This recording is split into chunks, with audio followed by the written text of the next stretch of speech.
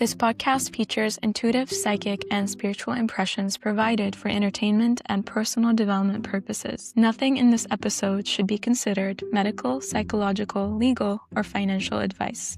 The host is not a licensed professional. All guests participate voluntarily and understand that personal stories or emotions may naturally arise. Listener discretion is advised. Welcome to the Sael Podcast. My name is Farah.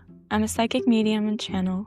And in this podcast, I channel healing energy and guide guests on journeys that serve their highest good. With every episode, we embark on a new teaching, new realizations, new ideas, inspiration for moving forward. I invite you to remember to guide your own being from within with every step you take, including while listening to each podcast episode. For every human being is unique and individual, and teachings may arise that may or may not apply to all beings, and they may not apply to the guests themselves in every moment of their lives, except for the moment in which it is shared. So I invite you to join and to listen with discernment, guided with your own inner knowing, to take on what resonates and discard the rest. Loss is a journey, and the journey uncovers aspects of ourselves that we may or may not be ready to encounter at the moment when they appear. And so guiding one another, sharing in the journey, allows us, aspires to support other people in changing the way they perceive and experience, and hopefully come out of the journey of loss. In today's episode, we work together with Selda, who has been grieving the loss of a dear loved one, her father. And in that journey, we invite her to release and let go of the attachments for nurturing and guiding her towards her childhood where she needed his presence, to let go of attachments for needing him at this stage, in this chapter, reminding her that he has not left, but departed into a new way of being. And so he's not dead, he's alive. And she now paints his ideas in her own route ahead. Thank you to the audience for remembering to take what resonates and ignore what doesn't. This journey is unique for everybody, and I invite you to be sovereign in allowing what goes through your head. So only what serves you does, and the rest stays where it is. Thank you to our guest, Selda, for gracing us with the privilege of hearing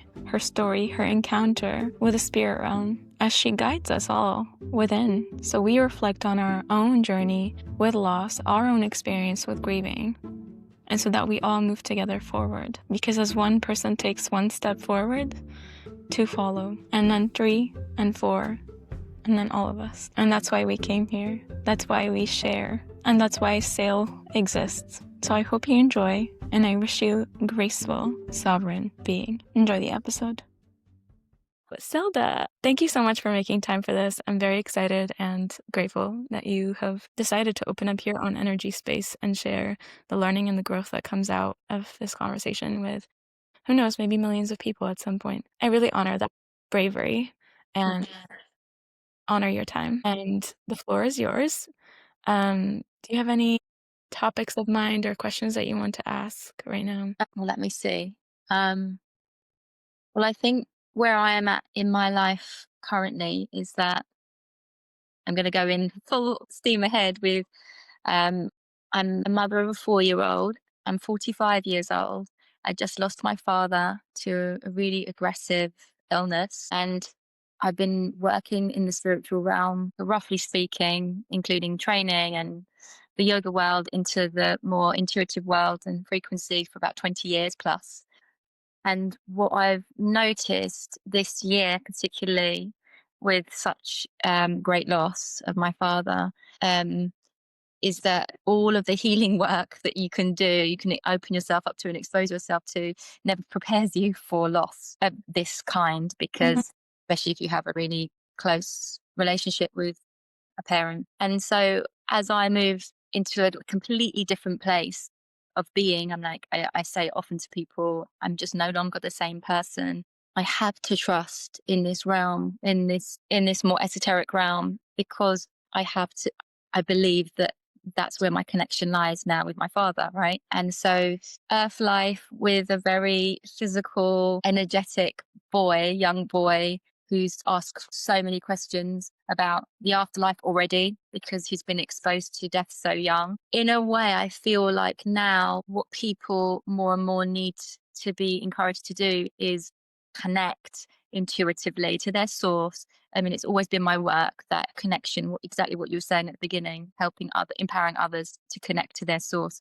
But even more so now, because I feel like the more connected you are to your source, the not easier, but the more grace you have in the ability to understand what this life is about. And it's really, this year has taught me that if I don't lean into and trust this realm utmost, I would have fallen apart. I almost fell apart anyway, but I've gathered myself relatively quickly, um, in the scheme of things, because of all the tools that I've learned over the past 20 plus years. So it's just like almost like it's a message for me to just keep encouraging people to just connect to their source, because the more, as I said, the more connected to your truth and your source, the easier it is to navigate this life, which is full of wonderful things and magic, but also the reality of loss. And I think that the biggest trauma I've had in my life is this year.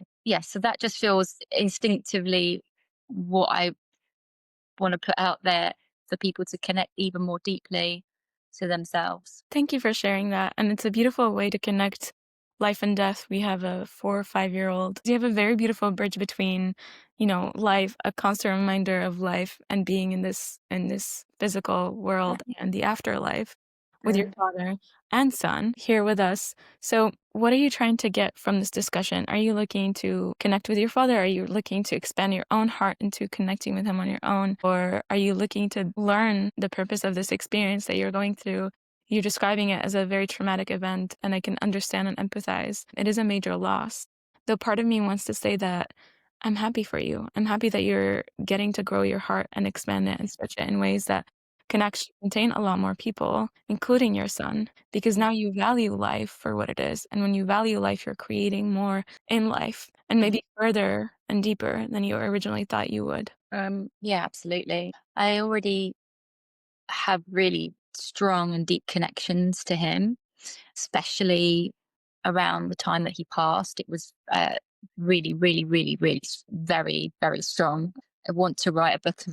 Wanted to write a book for a long time, but I now know the reason why I haven't, because he was so present, and my father was not a believer as such, of the spiritual realm, although he did everything possible to try and connect to that space inside him to survive. And but I really do feel like the afterworld has given him the ability to see, you know, to expand his heart. So I have the connection already. I'm not opposed to having more connection with him as a guide. All I really ever want to know is that he's okay, which I trust he is. I guess from a conversation, yeah, I spend a lot of my time giving insights to others. So it's quite nice to be, I am in a space now where I'm open to really being supported so that I can continue my work in the best possible way, because I've supported for a very, very long time. And even caring for my father every day for 9 months with my family. Um, it's almost like my body's now telling me, my body is now instructing me that it needs a lot of care. So the trauma is now starting to come out in ways, showing up through hormonal shifts, because I'm 45, so there's a big hormonal shift, but it's almost like fast tracking it.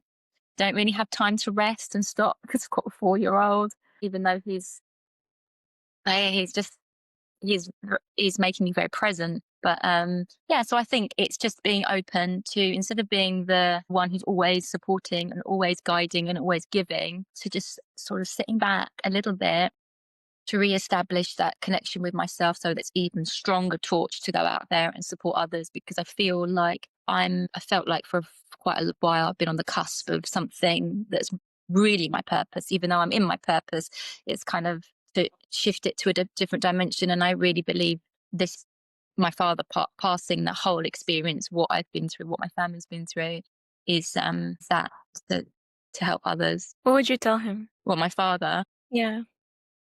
I talk to him every day anyway, but I just One message you wish you would have said before he had.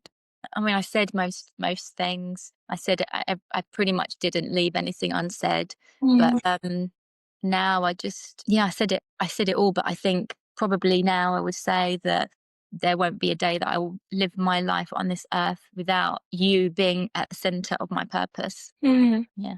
Because everything he sacrificed and everything he fought for and everything he showed up for in his life, very different to the way I live my life. But we are so similar, so aligned in so many ways, just different packaging. And so it's crystallized a lot of the thing. Him passing has crystallized so many visions that I've had for a very, very long time. And now I want to action them. So I would just say to him, I'm on my path, and I need you to guide me, but I'm on my path in order to get to bring these things into life now. Yeah. Thank you for sharing that. And I do sense that there's the way I would describe it is like a bridge in a loop.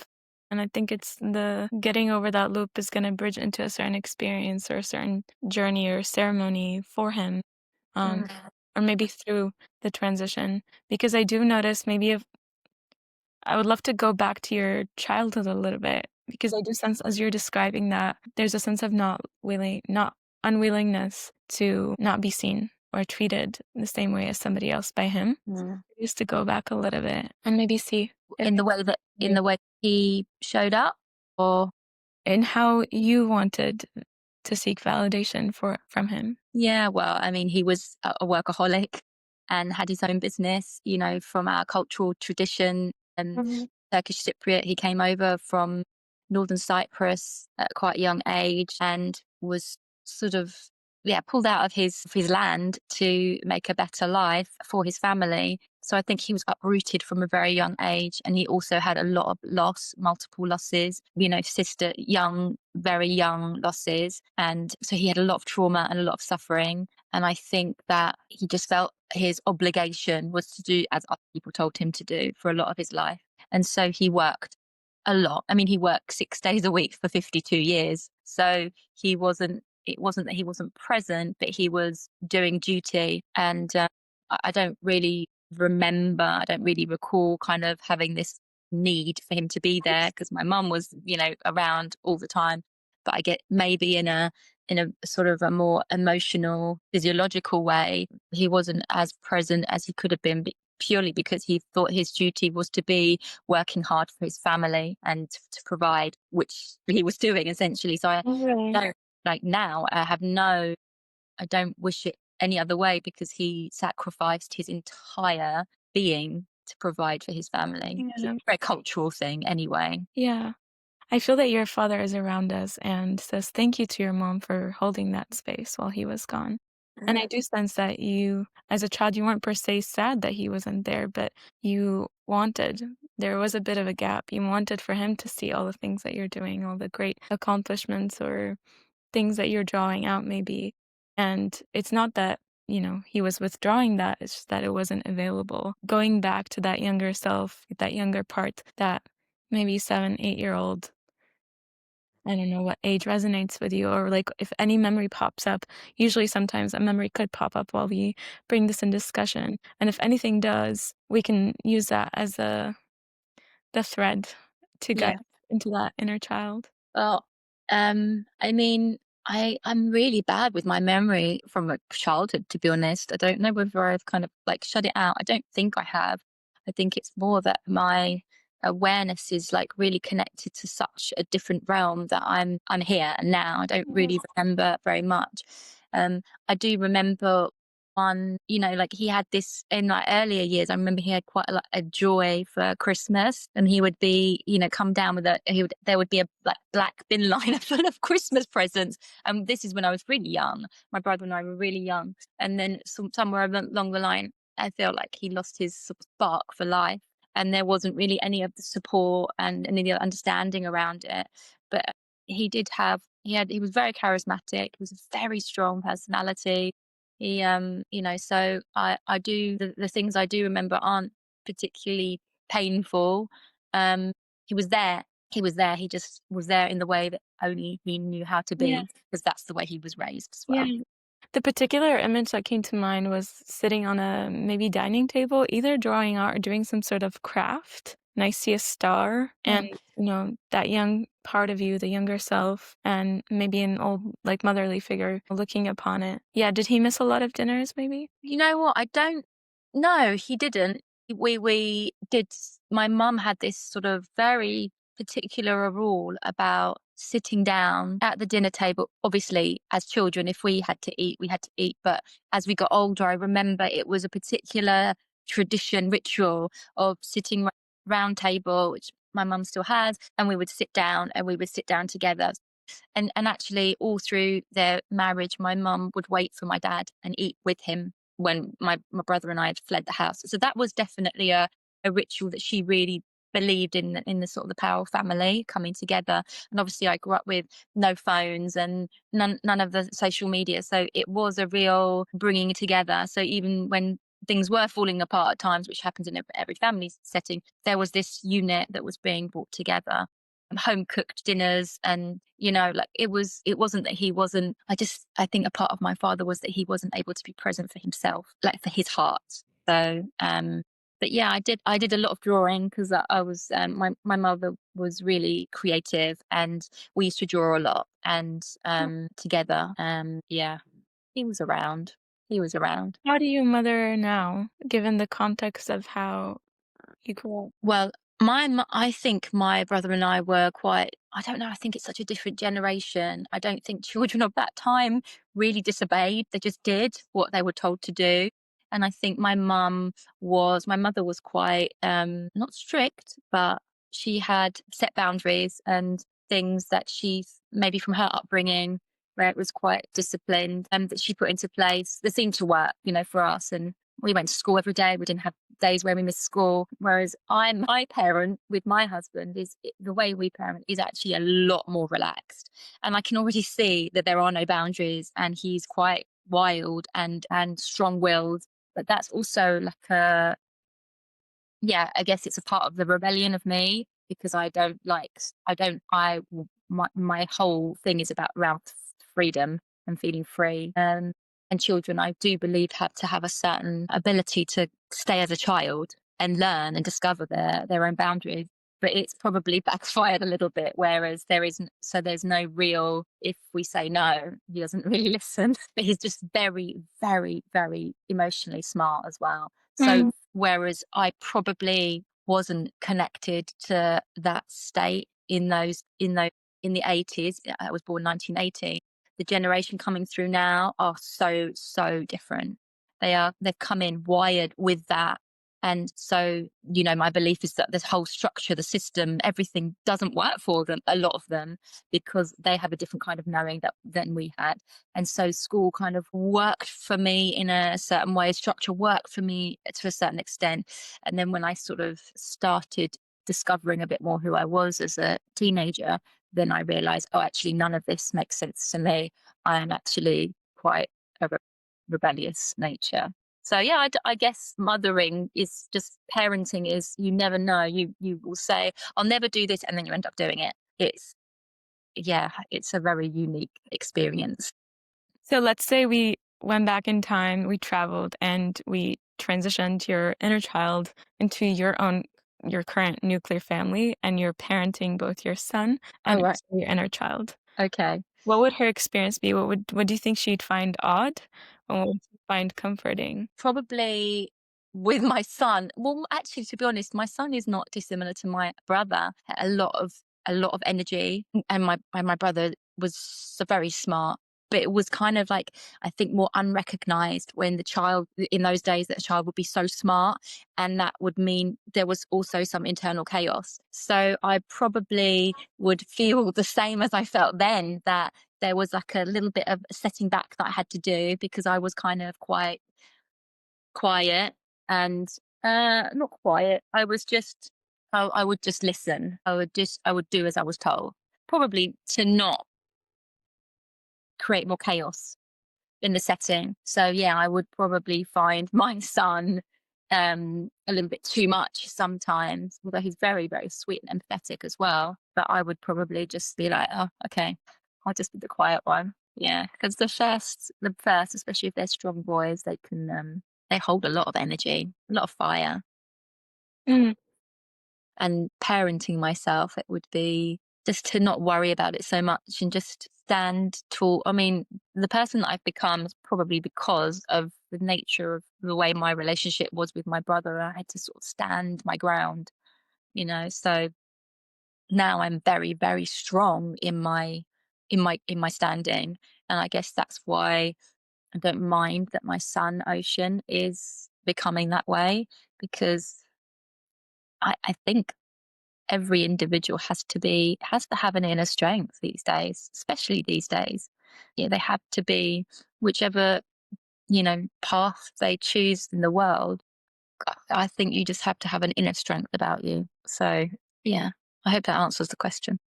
Yeah, it does. What's your current inner strength that is sustaining you through the past year and the My current inner strength, I guess my current inner strength is my father. It's my father's strength, because I feel because as I said, he was a very strong, physically strong for a very, very, very long time in his life, but also mentally strong in the way that he had to just do things in his life, and also to go through the experiences that he had, which I think are more occasions of suffering than a lot of people. So I haven't really told this to many people yet, because it's something that I want to write about. But when I was there at his passing, because he passed at home, and he did actually pass his light source of strength into my body, I felt the frequency because I was holding his hand. So that's my inner strength. He is my inner strength. And I'm really happy about that, because it's like I carry him within me. And I'm quite strong anyway, but now I have I guess I have no filter. It's just, this is who I am. If something doesn't feel right for me, it's a very strong no, a very clear no. And I have just become a lot more clear. So the inner strength is clarity, I guess. That's beautiful. Thank you for reflecting on that and, yeah, offering that. What comes through now, it's not who we lose, it's how we lose them that creates the disturbance in our systems. And it's our response, it's the how we lose them that triggers also the response.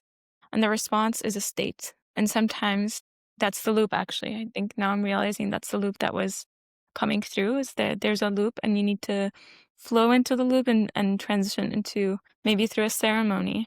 Mm. So there's flow, so there's greater flow, so that there's new things and stepping forward and greater things coming back. So it's the how that we lose things that disturbs the system, or disturbs maybe is not the case, but triggers a response that could be disturbance or acceptance or grief in any sort of way. What I'm sensing in your current state and this space, the way that you're describing the story, is still a lack of acceptance, and it's understandable. It's beautiful.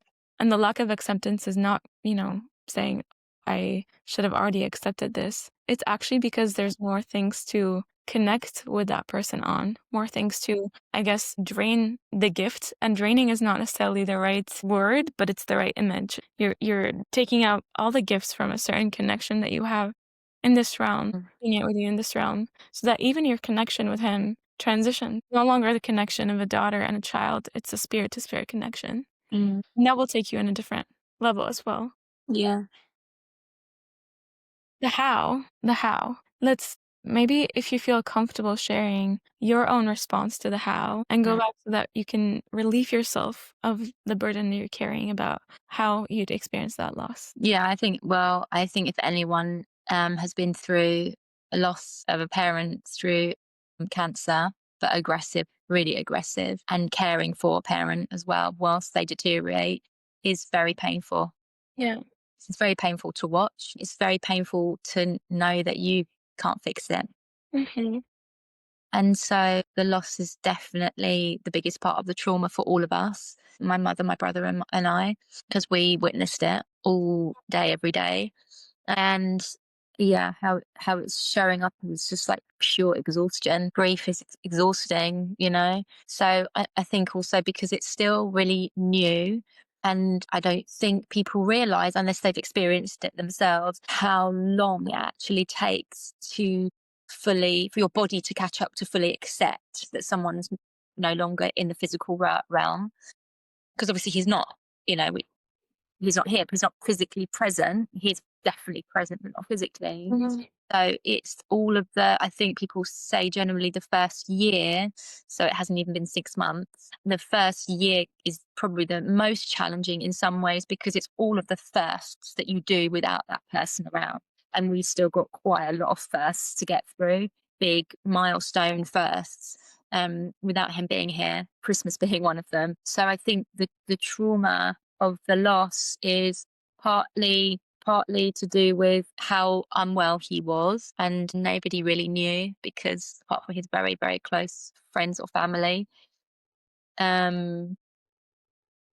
Yeah, that changes the shape of your brain, I think, because if you go through life, to be honest, I'm quite fortunate to have got to 45 before having this great loss, because I know a lot of people that go through it far younger, but it taps into different things for different people at different times of their life. Because in my timeline, I've got a young child who adored his grandfather, and he is the only grandchild. And so it magnifies trauma for different people and different family settings. But the loss was quite great because of the way we, and I know that we did everything possible, everything, even out of the conventional system, everything. And I guess my brother and I specifically feel like it wasn't enough. We could have done more, but we couldn't. We couldn't. So yes, so it's quite hard to answer it exactly, but the greatest part of the trauma was, had he just passed away in his sleep, or had he passed away quite quickly without the pain and the suffering, still a loss, but you know that they didn't suffer as greatly. Yeah, that's quite painful to deal with. So in my body now is the trauma. It's the way he became and the way he was unable to use the strength that's how I always knew him, as a strong man, and to not have that strength I found myself helpless. We all found ourselves helpless to it, because he was helpless. So there was a whole letting go. There's a whole letting go for him eventually. There was a whole letting go for us after his passing, because there's actually nothing you can do. Like, one of the only times in life you can't control it. So a lot of this is about control. A lot of it was about control. How can I control it? How can I give him this? How can we do this? How can we try that? Can we get this illegally? We could do this thing.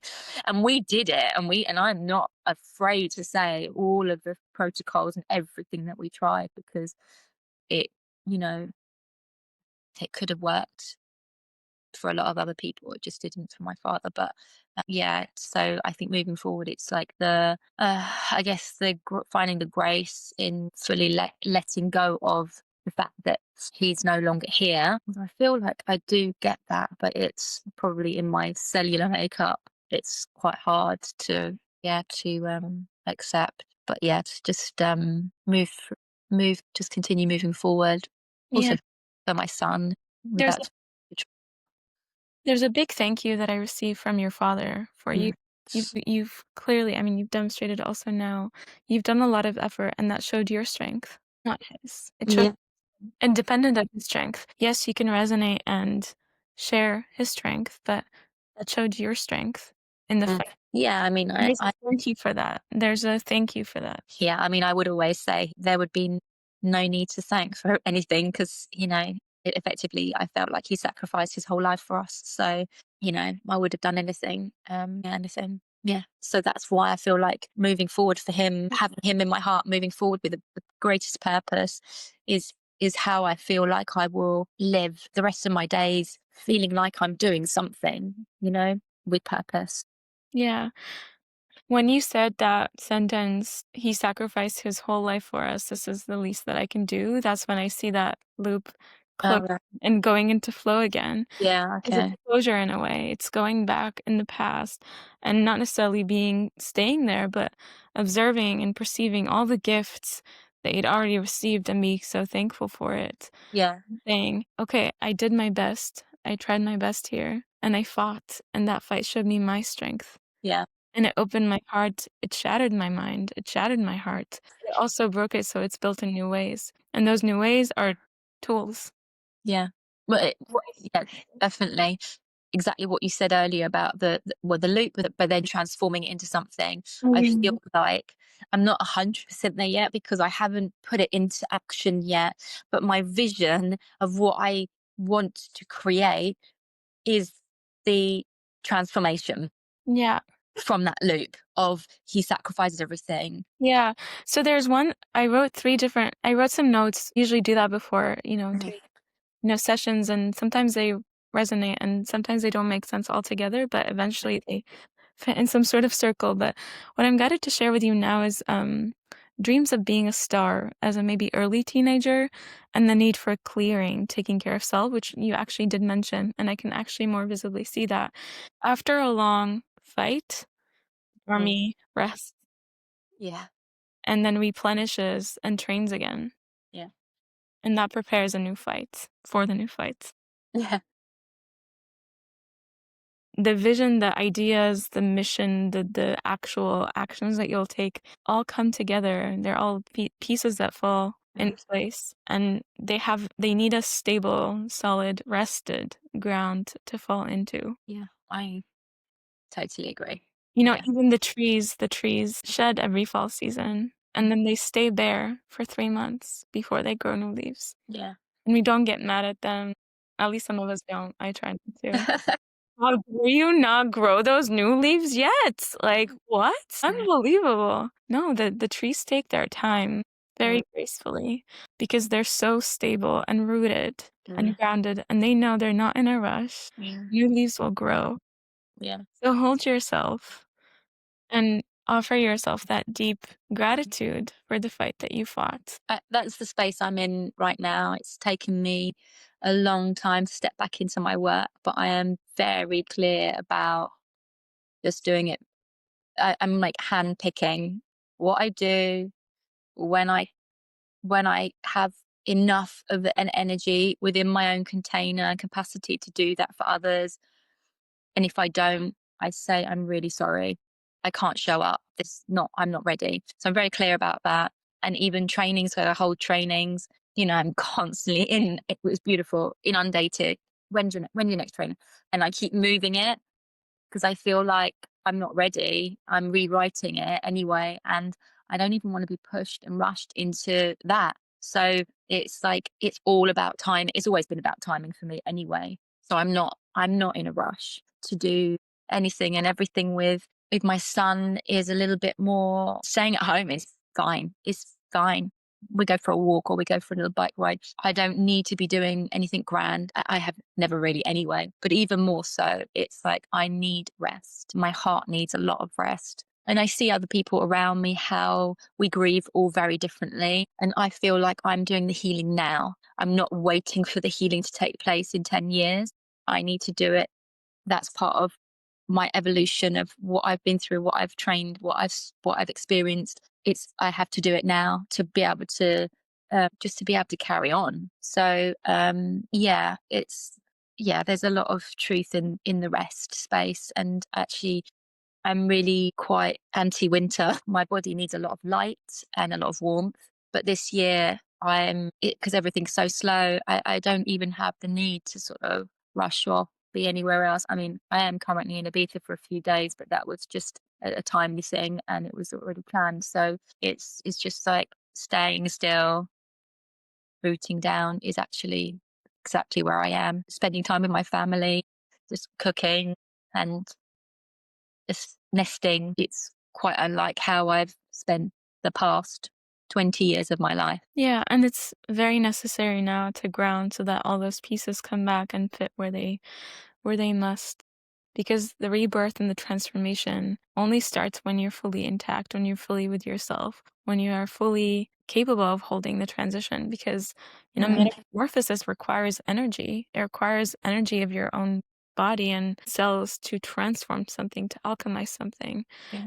Without the rest and the replenishment, it's going to take longer. It's not possible, but it might deplete you faster as well. So replenish often and every day. And one thing I also that came through that I wrote earlier is there was a song actually that was like in my mind. So I was gonna like sing it to you and see if it resonates or if it's something that is on your mind or if it means anything. Your son came through. I thought actually it was your inner child, but like a 4 or 5-year-old was coming up.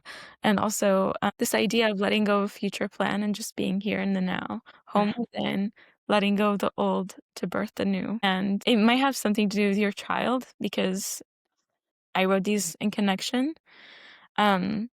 The song that was coming up is, and I wrote "Home is where the heart lands," and then the song was "Home is whenever I'm with you." Do you know that song? I don't actually. No. I will send it to you after. It's like actually, well, I'll send it to you after.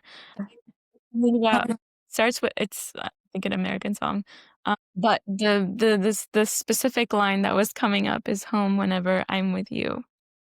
Sorry to interrupt you, but even that sentence is definitely something I wrote down as part of as one of the sort of sections of my new training program. So it's definitely definitely coming back home, coming back to the heart. Yeah. I love that. Another thing that came up, this is actually what I wanted to first mention is raising your energy with meditation. And I don't know if you have a daily practice, but maybe like a dedicated ground or home to come back to on a daily basis so that you replenish your energy and you sustain yourself as you guide, as you lead, and as you lead also your family. This leads me to, I wrote something about, it's not, how do I describe it? There's a give and take with a sibling. I wrote sibling, cousin, and something around being a teenager, also early teens. Does that ring any bell? Well, yeah. I mean, my brother. I guess I don't know if there were. I mean, we were both quite competitive. He was quite competitive generally about sibling rivalry, but I do have two cousins who are my sisters. We call each other sisters. We're very, very, very close. And maybe, especially one of them, maybe as teenagers, we were quite different. And now we're not. We're really, really similar. And we're really aligned and really like soul connected. And actually, she's moved quite far away, but there's like a understanding. She's going through something really major in her life. And obviously I've been through something major in my life, and we don't see each other, but I feel we feel each other. Like it could be that. Yeah. You have the capacity to hold a lot of people, I feel. You just need to rest. Yeah, I know. I mean, I do. I have held a lot of people for a long time, but I know I can do much, much more. Yeah. So I'm trying. It's one of those really silly things, like when you have a baby and someone says to you, "You've just got to sleep when they sleep." And you're like, and then when it happens to you, you realize that it's either impossible because well, in my case it was like I was pumping milk, or I had to do the washing, or I had to get things done, and I found it difficult to fall asleep when my baby was asleep. It's one of those things. It's like it makes such practical, logical sense. But when you've got a 4-year-old running around and a single child, it's just, when people talk about it, it's so true because they've got no one else to play with. You're the playmate. So I am resting more. I'm actually in bed. It's quite laughable, really, but I'm in bed by 9 o'clock, 7:30, 9 o'clock every night, because my body just literally goes into almost like a burnout mode every single night, where my adrenals, my thyroid is really off. I've never had problem with my thyroid. It's just super, super, super high, and I get all the physical symptoms. So my body's definitely talking. So I have to just try and rest as much as I can. And I used to love watching films with my husband. I can't do any of it. I just have to literally go and get into bed. And that's why there's delays, or not even delays, but I would usually be writing or doing something. I don't do anything. That's my way of resting, because I literally have to just shut my brain off. Yeah. Yeah. I think I want to go back to the tree metaphor. We don't call the winter season as a delay for the new leaves to grow. Yeah. We invite you not to call that a delay. Yeah, I'm really, that's why I changed it. It's not, I know it's not a delay. It's like absolutely everything in the perfect timing for me, always has been in my life. And I used to get really frustrated because I used to feel that I should have been like 3 or 5 years ahead of myself. And it's only very recently that I've recognized in the surrender that I'll get there more quickly if I'm not pushing it or chasing it. It will just come when it's meant to come. And if I'm just living my life and enjoying each day and each moment with my family and my friends, then it will just arrive, and I'm not sort of waiting for it. And that's what I try to sort of impart as knowledge to people as well, because it's just, we spend so much time, a lot of us, like that thing in the future, I'm going to just keep chasing that, and you're missing everything. So yeah, I'm no, there's no delay. It's all how it's meant to be. Yeah. What do you want to create for your son?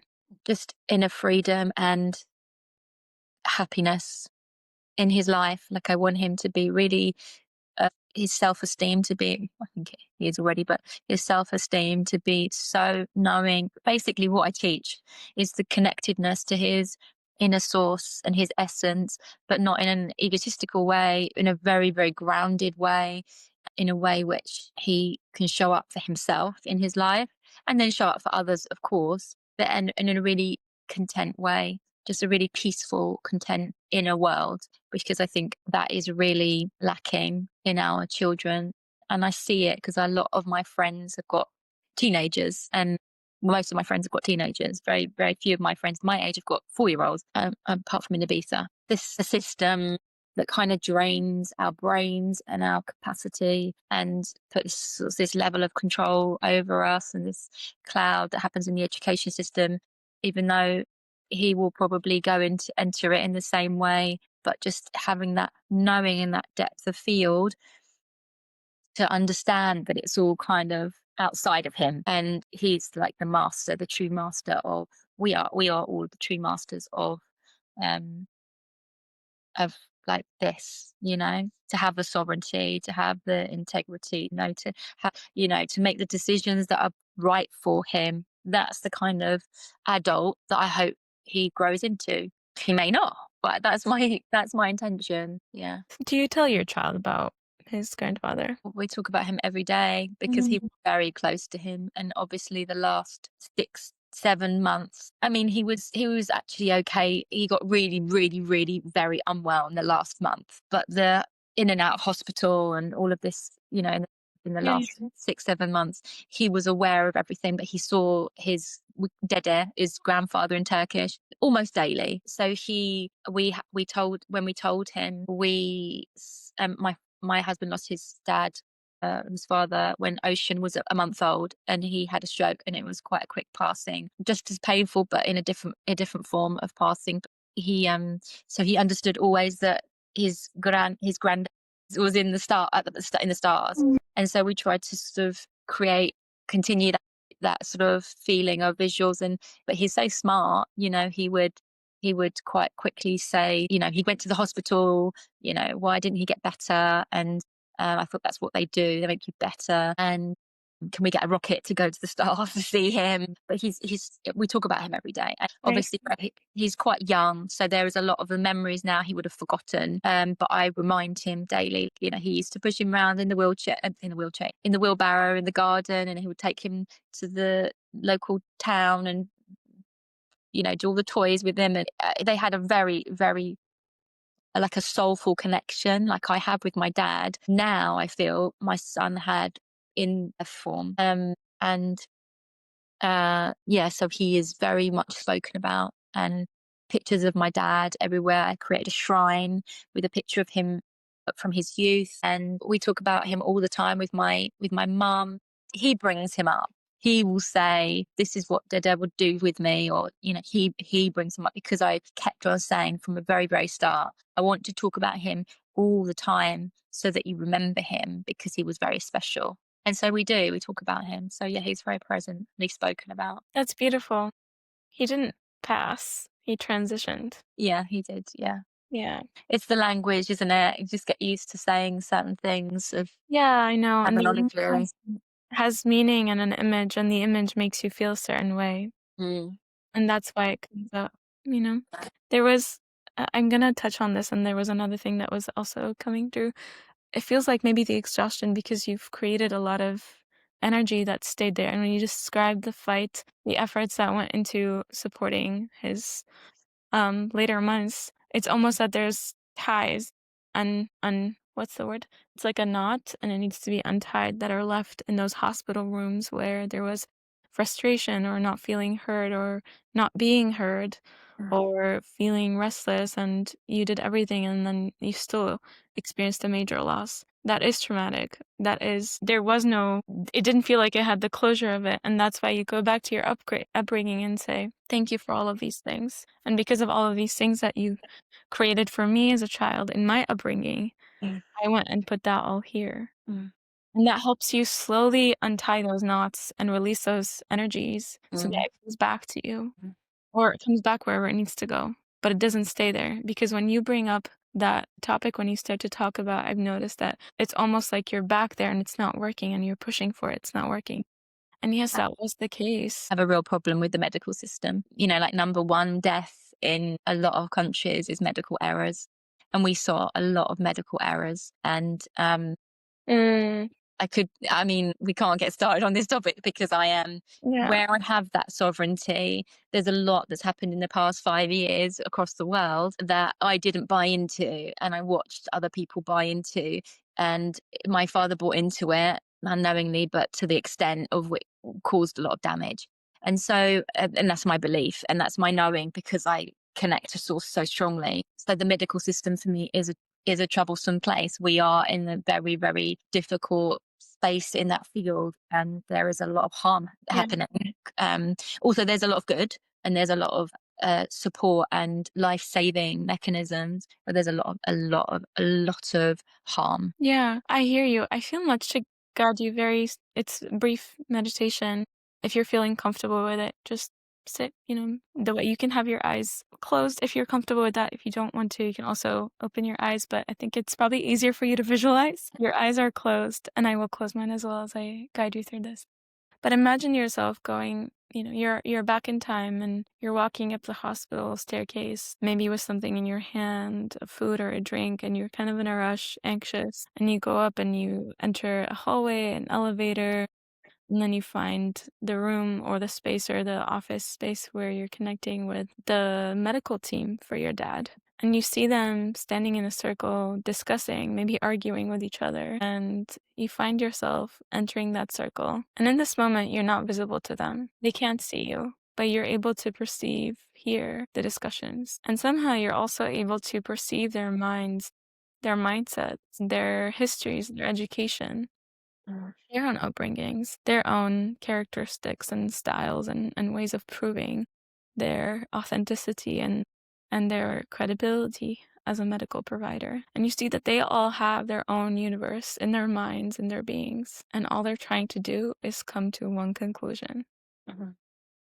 5 or 6 of them. And then maybe you see your mom standing there and your brother, everyone trying to reach the one conclusion. And in that way, you can let go of the need to prove, to contribute, because you know that your dad is supported. He is supported. There are people and guides for him too that maybe he consciously or unknowingly called in to support his transition exactly as it had happened. And you find your mom and you give her a hug and you tell her she won't be alone. And she's not alone. You hold hands with your brother, and the 3 of you is now outside of that circle, and you're looking into this community of medical providers.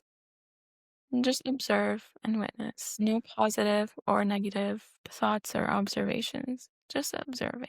Knowing that they've handled it the way it must have been handled based on what your father had guided, knowingly or unknowingly. And if there's any piece of you that is still certain that something could have gone a different way, I want you to go and write a piece of paper and present it to the medical staff, because maybe it didn't support your father, but it could save a different life. And if that gives you closure, if that helps you come to peace, come to terms with what you feel that you must have contributed, then that be it. And slowly as you do that, you're finishing anything that you need to write or say to the medical staff, if anything still remains, if any piece of resentment lingers, look at it. And if you need to take action, write the letter, write the report, submit it, hand deliver it even. And once you're done, I'm going to shake your hands and stand firm and slowly walk back out. Walk outside of the hospital, allowing everyone who's there to be there and everyone who's out to guide their own journey out as well, on their own terms, in their own way and then style. Look at your hands as you've walked out. Clear. Your palms. You stare at your palms as you're outside of that hospital building. And you stare at the palms of your hands and you see clear, capable, owning what you did, and thanking your parts for the work those did. You shake your shoulders and sway your head a little bit, root yourself in the earth, and look around and walk wherever you want to walk. Grab yourself a latte, take yourself to a yoga studio, take a bath, call your partner, play with your child, whatever it may need to be. And from there, slowly, I want you to find yourself back in your current space, grounded in your being, fully sovereign, fully here, cleared, and ready. Like the tree, whatever happens, it stands firm. If you feel, honor the process it had taken for those strong hands to develop. The hands that fought are now tools to build, and let go of the need to stay there. You are here now. Your father, I see him holding hands with your son. He's never lost. He lives. Yes, in a different way than before, but he still lives. And your partner awaits. He's at home. If you're ready, you can open your eyes. Thank you. Welcome home. Mm. How do you feel? Yeah, I feel calm. It's interesting because I haven't had this conversation about the medical system for a while, and I do know that because it was a very, very complex situation, that everyone did what they felt like they would. I do know that everyone was just doing their part and doing the best they could. It just wasn't enough. And when you're in anxiety and fear, it drives, doesn't it?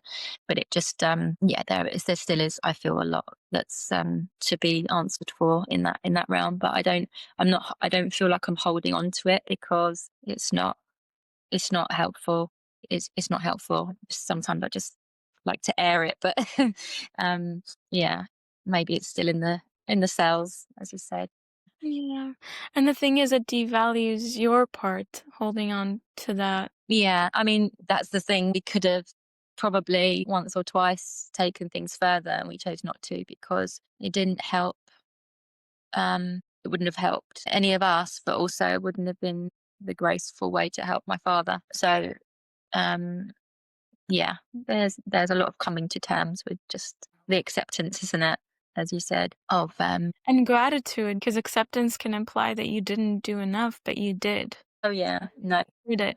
So yeah, gratitude for the effort that you, for your part. And yeah, also what came to mind is when we're fighting for the most important thing, or when we know this is the most important thing in our lives, we get so blind, we only focus on that one thing. yeah, And the doctors are a little bit more neutral, and so they see the different sides of the coin. We see one corner of a oh pillar, yeah, and they're trying to to treat a pillar, so they go around it. But totally. we're so focused, like, I want to hold you, I want your heart, I want your mind, I want to connect with you. Valid. Of course that's valid. Yeah, Of course that's valid. That's how you felt you were honoring all of the times and the years, yes, upbringing that your father nurtured. yeah. No, it's just the fear of losing what you think is losing somebody as well in the physical Course. sense. Of Yeah, course. Of course. a lot of fear. Yeah, Honoring. One thing that came up before is a ceremony of some sort, and you described already some sort of ritual or, a space, a shrine that you've created for your father. But even a ceremony, especially now around Christmas, you mentioned it's his favorite holiday, and yeah, something that bridges the grandpa and the son. Maybe it's for your son to connect with him, a decoration of some sort, or designing an ornament or a Christmas decoration specifically for him, whatever resonates with you and Ocean. Yeah, but I think a ceremony can help maintain that life and that energy yeah, and definitely. consistently as well. Yeah, It brings him near. definitely. I haven't. Yeah, the ceremony is there somewhere, but it hasn't. I haven't. I think I know where I would do it. It will be on his land. Um, in Northern Cyprus. And when I go next year, there's a lot that I want to do there. So that will be very ceremonial for me. Even in the day to day, um, for him, it's, yeah, for me, it's obviously I think about him all day. At some point in the day, he's in my thoughts, or I dream about him, or I do something, and or he's just very present. So it's all kind of becomes quite a ceremonial. Yeah. I did actually um do my first retreat again in Ibiza in October, and a lot. It was the first time I'd worked, so I spoke quite a lot about it as I was facilitating, and I felt that because I play the crystal bowls and I train people in crystal sound healing, and playing the bowls after having not played for a while, because the last time I played was the day to my father. I was playing to my father, the day before he transitioned. It felt very ceremonial. It felt like, and when I play now, I feel like he's just, his presence is there. I feel like I'm playing for him. A couple of my bowls, which hasn't happened in 8 years that I've had the bowls, there's been multiple breakages of my bowls, referencing heart shattered, like upper heart, like thymus gland, and also pineal and pituitary. And it's really interesting for me how these alchemies work, and how they're such teachers. But even in this, like, two of my precious bowls are broken in the space of 3 weeks, which is like unheard of, and just so telling of like what's like the universal, like, movement and shift that's taking place, well, like within me. um and yeah, so I find it really interesting how, yeah, I'm just constantly learning. Yeah. The meditation that I guided you with was Mm. just fully channeled. It's not my own thoughts. Yeah, no, it felt very instinctive, so it was lovely. In doing it, it made me recognize again that I could go to that place of kind of anger, but actually I Yeah. didn't really feel that. I know that we all did. It was just like, as you said, you focusing on that one thing, whereas they're taking sort of like grander perspective on the Yeah. situation. Was a lot of the time they knew that they couldn't really do a lot. So yeah. Yeah. I think one remedy for that keeps coming up is gratitude and remembrance and honoring and savoring all the beautiful things that your father had actually put into your life. Because it Yeah. seems that one way of manifesting the gratitude is in the fight, is in the anger towards the doctors. But Mhm. that's draining your life force. It's draining your energy. You Yeah. have to leave that hospital room. No, no, no, I'm not. I'm not daily. I don't think about, I haven't spoken about it for a very long time. It was in the initial stages of things happening around Yeah. us. But I don't really feel I hold on to that. I definitely don't talk about it every day. Definitely not. I am much more in the place of, it's why I speak so openly about it. The whole experience is because of the gratitude I have for him and his life, Yeah. and who he was, what he represented, albeit quite different to me. Actually, we share a lot of the same values. We share the same blood type. We look the same. And now my son looks like me, so he looks like his grandfather. It's the evolution. Yeah. So the gratitude is definitely there You always. did a lot of hard work. I honor you for that, and I pray that you come to honor yourself as well, Mm. and grant yourself the space and the compassion to keep moving forward, and now to walk out. Now you're on the street, now you're outside of that building, now you're moving on, you're replenishing and nurturing yourself, and I can already see those parts of you coming back, Mm. and beautiful things rising. And I did write old dreams of being a star or Oh, something like that, and I can see that. And look, you're radiating. Sun rays are shining on you in such a beautiful way. well, it's funny because I'm staying in a friend's apartment where I stay when I'm in Ibiza, and she has like it's like a bowl, and it's almost like a disco ball. So the light is all over the walls. I don't. It was. You might be Oh, able I to see it now. Yeah, behind. yeah, It's yeah. all around the room. I don't want to show you the room because it's her space. It's private, but it's for me, like, light leads me everywhere, guides me everywhere, and Yeah, I struggle in the UK because of the lack of light. But I do feel most of the time I'm starting to re-police myself, like almost like the disco ball. It's like yeah, little square sort of shiny pieces and coming back together. And it's not always easy, but it's just a way of moving forward. And also, you have a child, you have to just get up and go. You yeah, don't have the room and space to not. And so it's yeah. that keeps you going as well. But I do, it's still very raw, but it's also I feel that he also wouldn't want me to be moping around. It would just be like, he had a very matter of fact way about him, which was in Turkish where you say sort of tebeler olsun, which is like, oh, for God's sake, like just get on with it, you know? And that was quite his manner. And so I Yeah. kind of have to keep reminding myself of who he was and how he managed and navigated things, and almost try to not step into that in a way that changes who I am, but like just respect that that's who he was, and to sort of like try and honor that. So he actually wouldn't want me to be sort of I mean, I did a lot of crying. I did a lot of crying. And it's very, now it's kind of, I don't cry every day.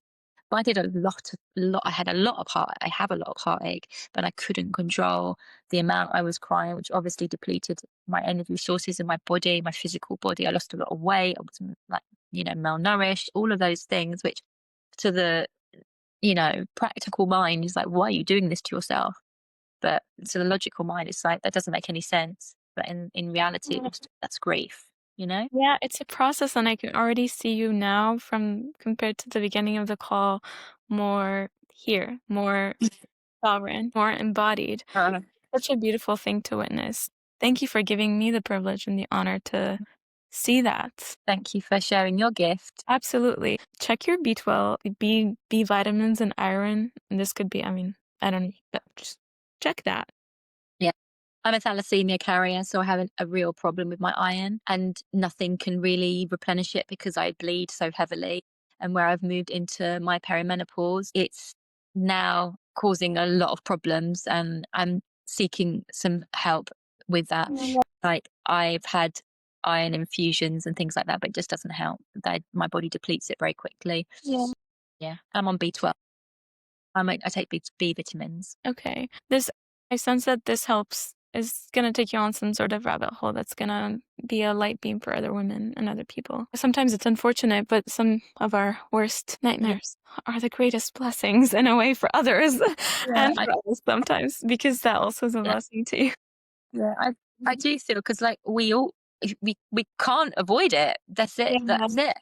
That if we're birthed, we die, right? And it, at some point, everybody has to face it. And I do feel that because I am so open to discussing all of the parts of what we've been through or what I've experienced, it does help people, because a lot of people don't talk about it. It's like a lot of people don't talk about miscarriage, and I spoke so openly about miscarriage because it just felt like it was healing for me. And so a lot of people responded with, "Oh my God, yeah, this." So I think the same will happen with my father, and because I have such a huge amount of love for him as well, it's another way to honor him. You Yeah. don't talk about him so much. He loves you too, and I know. he's giving you parts of him that won't die, and that's a forever, He forever. he did love his family a lot. Yeah. That's a beautiful. But he did love his family. It's very beautiful. That's very beautiful. And he's watching over your 4-year-old. Yeah, I can They're feel it. bonded. I see them holding hands, and I saw that multiple times actually in this call. Yeah. Sweet, but it needs a ceremony of some sort that does involve your own child's creative. Yeah, I will. I'll do that. We'll do that. It'll come naturally, and it might come from your child himself, but just a seed that I needed to help plant. Yeah. I just want to say thank you to Selda. Thank you. Thank you, my dear sister, spirit, beautiful being, for guiding us here now, for sharing your own sovereign experience with people so that we learn through your own journey, through your own parts, through your own processing and your own lessons. You've magnified the blessing, the learning, the earning of the experience. Thank you. I want to thank my spirit team, our guides, our healing abilities and gifts, for guiding us through this discussion, for allowing us to enable the gifts to activate and to continue to heal in time where they may, in the right way. And thank you. Thank you so much. Thank you, thank you, thank you. Such an honor, truly. Likewise. Thank you. It's really lovely to meet you. Thank you, Farah. Well, it's an unraveling of over 20 years of sort of being in the field. I also have quite a lot of women in my family, in my lineage, who are intuitive, psychic. Yeah. channel. And so my work is very intuitive. I work with energy, with light, mostly quantum light. I work with frequency. And there's different ways that people can work with me. I work one-to-one, I work on a group level, mostly with the sound healing or with training, crystal bowl healing. But my energy work is really sort of gifting people the space to reconnect with their source. And like yourself, it's very intuitively led. So I get imagery, I hear voices, I see things, and I work symbolically. So we piece things together. And for some people, it's very, very powerful, very transformative. And I feel it's a gift. I do feel it's a gift actually that we all have, but some of us tap into more strongly. And so I'm not really big on social media and stuff like that, but I do have a social media, Selda Soul Space, and people can connect with me via that, or my website, which I'm not even sure is still running, but it's there. It's like floating in the world somewhere. Yeah, because I like contact. I like people to people. I like face to face. I like hands on. So yeah, that's what I do. Amen. Thank you. One thing that came to mind that I forgot to share, but I also came around because you know how it works. Lean onto your circle of sisters. Yeah. It's gonna be very like this compact feeling that I get, and that melt. Yeah, I do. I feel very healed as soon as I land on this island anyway. And my friends are my family here, and they've supported me, because actually we've all had a parent loss now, all of us. And so they are supporting me because they know, whereas a lot of my community back in England, that are closer friends, haven't yet lost. It's almost like when people say, if you've had a baby, you get it. And it's also, from my perspective, if you've lost a parent, you get it. But that makes sense. Thank you so much. I really loved it. But once I've had time to process it, I'll message you. So glad to have connected today. Thank you. Yeah. Go have a big pomegranate juice. Yeah, be true. Yeah, I will. I'm calling that in a lot right now. Don't worry. Enjoy. Thank you. Take care. Bye-bye. Thank you for joining. If you wish to participate as a guest on this podcast, you can submit an interest form below in the show notes. To learn more about Sael and the intuitive guidance and coaching, I invite you to join my Substack community, where I share channeled reflections, insights, and more. Join me at withsael.com. That's WITHSAEL.com. I wish you sovereign being, and hope to see you on the next one, with light and love and healing for all. Your host, and Sael.